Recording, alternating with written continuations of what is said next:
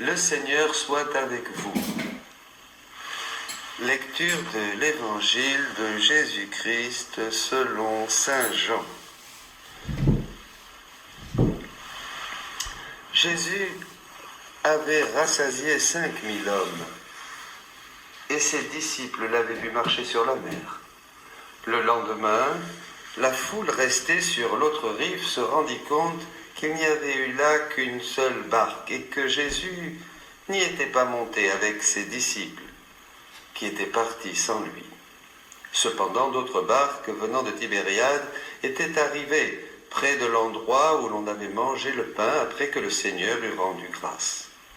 Quand la foule vit que Jésus n'était pas là, ni ses disciples, les gens montèrent dans les barques et se dirigèrent vers Capharnaüm à la recherche de Jésus. L'ayant trouvé sur l'autre rive, ils lui dirent « Rabbi, quand es-tu arrivé ici ?» Jésus leur répondit « Amen, amen, je vous le dis. Vous me cherchez non pas parce que vous avez vu des signes, mais parce que vous avez mangé de ces pains et que vous avez été rassasiés.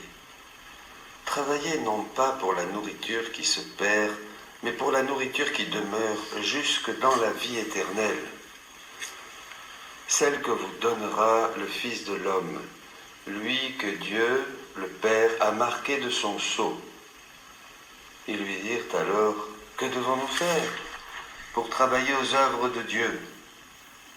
Jésus leur répondit, « L'œuvre de Dieu, c'est que vous croyez en celui qui l'a envoyé. » Acclamons la parole de Dieu, louange à toi, Seigneur Jésus.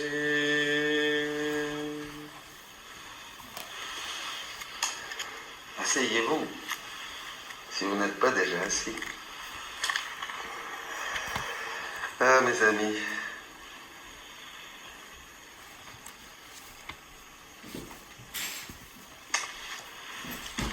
cet évangile m'a toujours posé des questions. Chaque fois que je lisais ce texte de Jean 6, je restais toujours sur ma faim. Je dis je restais parce que il n'y a que depuis que j'ai découvert la divine volonté que, évidemment, cet évangile est devenu lumineux.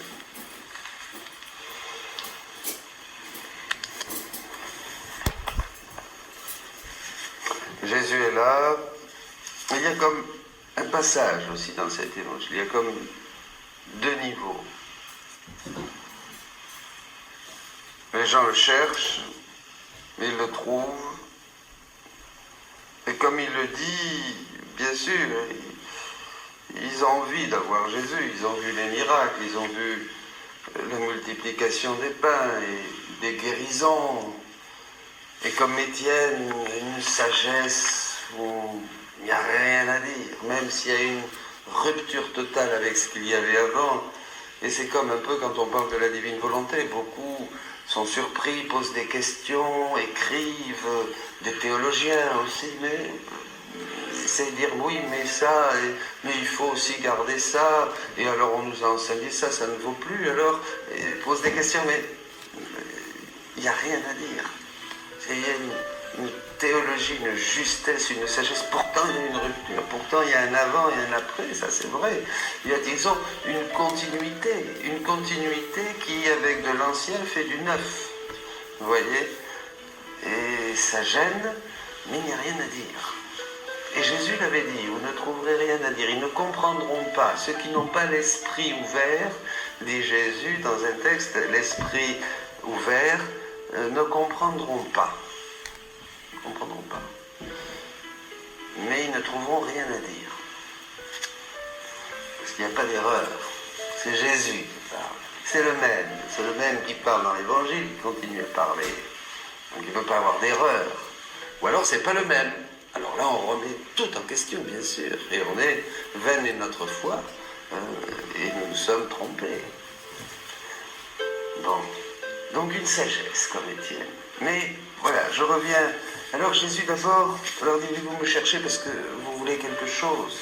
Et il faut dire que nous avons cherché Jésus pendant longtemps parce que nous voulions quelque chose. Nous avons besoin de quelque chose. D'ailleurs, la prière naît d'une nécessité.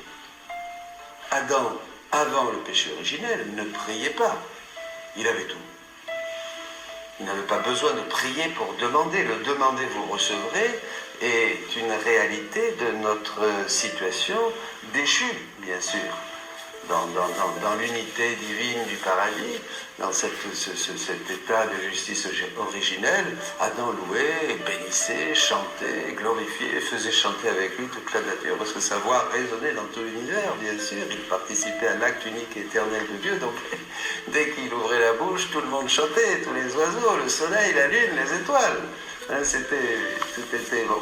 Mais ensuite, après le péché, bien sûr, la terre a offert une résistance au travail de l'homme, la fatigue, le besoin de pain, les intempéries, etc. Donc l'homme a commencé à prier. La prière de demande vient d'une nécessité, vient d'un besoin de l'homme qui se trouve dans une situation de fragilité, soumis aussi aux passions, hein, soumis aussi aux démons. Vous voyez, et donc l'homme a besoin de prier et de demander à Dieu. Un pauvre crie, Dieu vient et le sauve.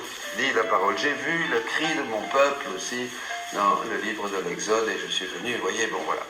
Donc c'est normal, là, les gens voient des signes et ils prient le Seigneur, ils le cherchent, ils ont été rassasiés par du pain. Et Jésus là va donner ce verset qui m'a toujours posé question, je vous disais, et qui est maintenant lumineux. Travaillez non pas pour la nourriture qui se perd, mais pour la nourriture qui demeure jusque dans la vie éternelle.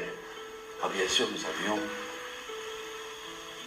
des éléments de réponse. Dans l'ordre de la rédemption, il y a des éléments de réponse. On travaille pour le Seigneur, on travaille pour sa plus grande gloire, dira saint Ignace, on travaille pour faire plaisir à Jésus, hein, disent aussi les saints, et tout ça, ça vaut, c'est un poids de gloire que nous amassons dans le ciel, dira saint Paul, nos souffrances vécues avec amour, bien sûr, et tout ce que nous pouvons faire de bien pour les autres, pour le prochain, hein, tout ça, c'est gardé dans le cœur de Dieu, hein, qui nous récompense déjà dès cette terre, qui nous bénit avec l'onction, puisque nous obéissons au Saint-Esprit, et seuls ceux qui obéissent au Saint-Esprit ceux qui obéissent à Dieu reçoivent le Saint-Esprit, comme dira le livre des Actes, chapitre 5.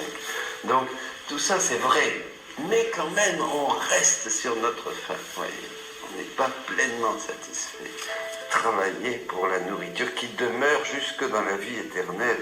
Et alors, que devons-nous faire, dirent les apôtres? Et il s'agit de faire.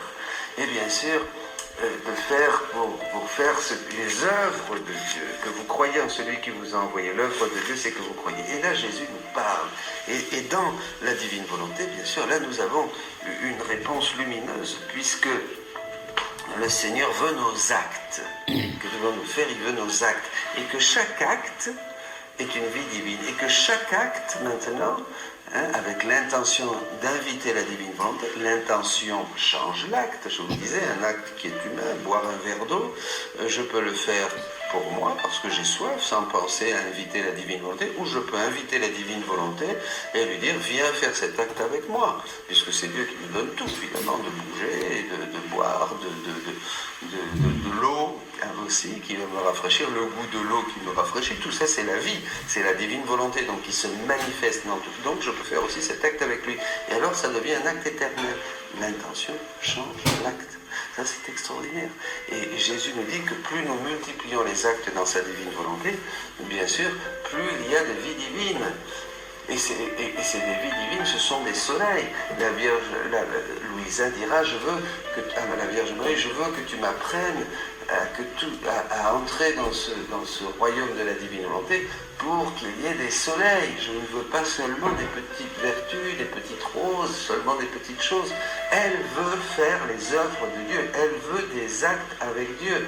On veut des actes avec Dieu. On veut que toutes nos petites choses, toute la trame de notre vie quotidienne, tout ce que nous pouvons faire, penser, souffrir, Tout ça, nous voulons le faire avec Dieu, nous voulons que ces actes soient des actes communs en nous appropriant ainsi tous les attributs de Dieu. Ces actes sont des actes qui produisent et qui se multiplient à l'infini de vie divine. Vous comprenez?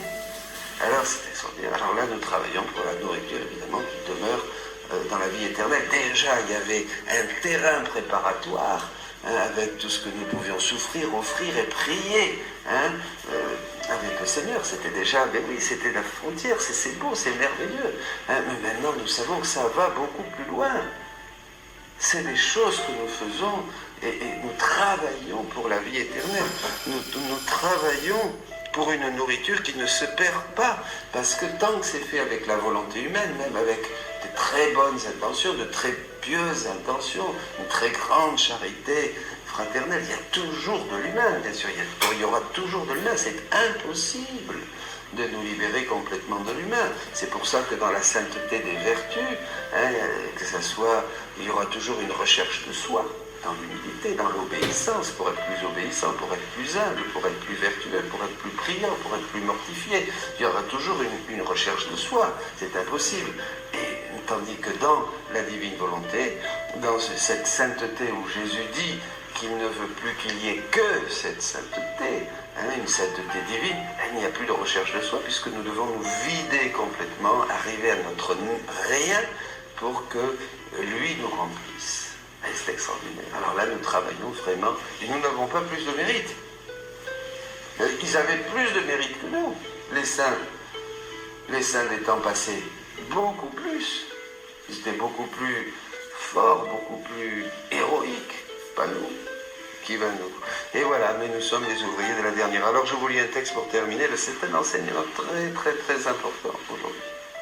C'est même une clé de cette retraite que nous vivons.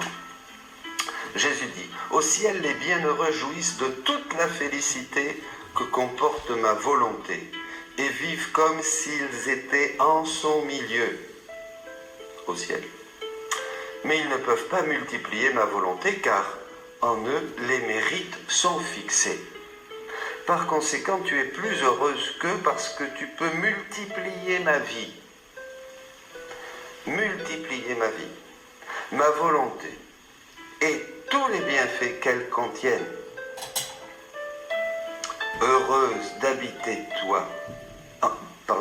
heureuse d'habiter en toi, ma volonté agit. Elle a besoin de tes actes pour se multiplier. C'est comme si la divine volonté a besoin de cette nourriture. Nos actes, vos actes, mes actes. Elle a besoin de nos actes pour se multiplier. Donc elle a besoin d'une nourriture qui est divine, d'une nourriture qui nous est donnée. C'est fou, les amis, c'est lumineux.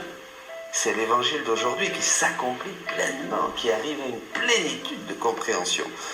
Quand tu agis, je suis soucieux que ce soit dans ma volonté, afin que je puisse être multiplié par tes actes. Jésus attend, aspire, espère que je vais multiplier mes actes dans sa divine volonté pour pouvoir agir et pour que son agir soit multiplié et inonde le ciel et la terre.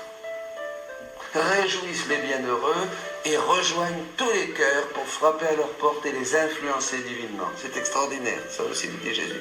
Comme tu dois être alerte pour ne rien laisser échapper. Encore cette attitude, cette attention à la volonté de Dieu, cette attention de ce que nous faisons, cette attention pour rester unis à Dieu, mais là, pour produire une nourriture qui demeure vie éternelle, qui est vie éternelle, mes amis. Jésus, tu es l'amour.